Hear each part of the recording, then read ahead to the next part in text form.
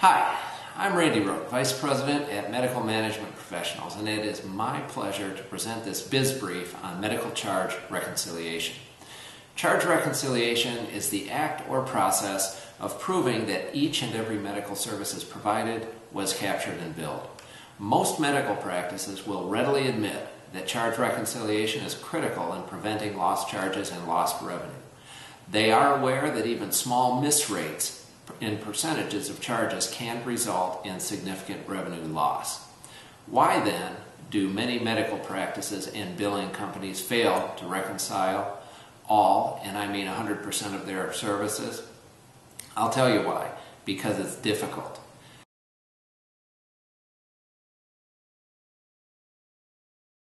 There are many aspects to a comprehensive charge reconciliation process. One, undergoing rigorous reviews of patient logs and source documents is necessary for the front end of the process. You must be confident that your source logs represent the gold standard with respect to patient and service identification.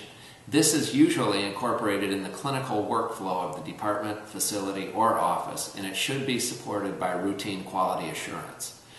Number two, due to its laborious nature, many practices and billing companies do not conduct a full reconciliation, but instead conduct occasional spot audits.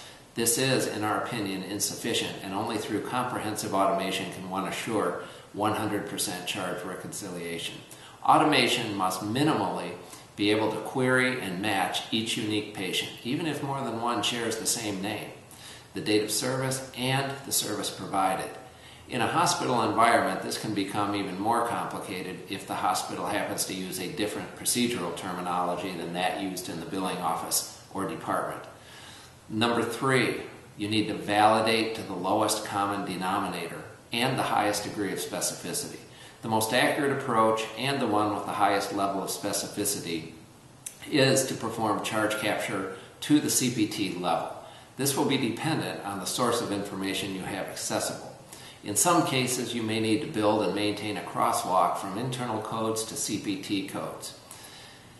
Number four, time your process appropriately. In order to avoid chasing down missing procedures that are simply delayed rather than truly missing, a time gap between the date of service and the charge reconciliation process must be included. There's a delicate balance between too short of a time gap, which causes false positives, and too long of a time gap, which can cause timely filing issues. The analysis of data and reporting of error rates aligns closely with standard quality assurance practices. Reporting on a practice's charge capture data and error rates is dependent on the scrutiny of three sources of information. Number one, what was billed. Number two, exception report trends. And number three, the source logs.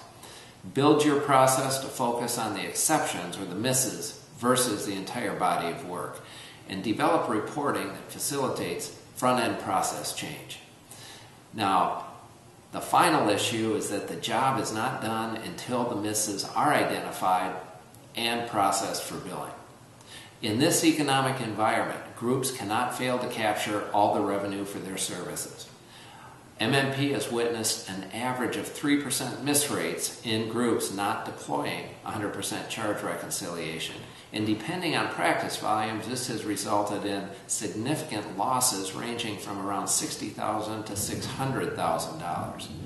Now, to quote Mark Twain, it ain't the things you don't know that get you into trouble, it's the things you know for sure that just ain't so. So take a look at your charge reconciliation process, and also please feel free to take a look at MMP's white paper on charge reconciliation. It's available on our website at www.cbizmmp.com. That is CBIZ MMP.com.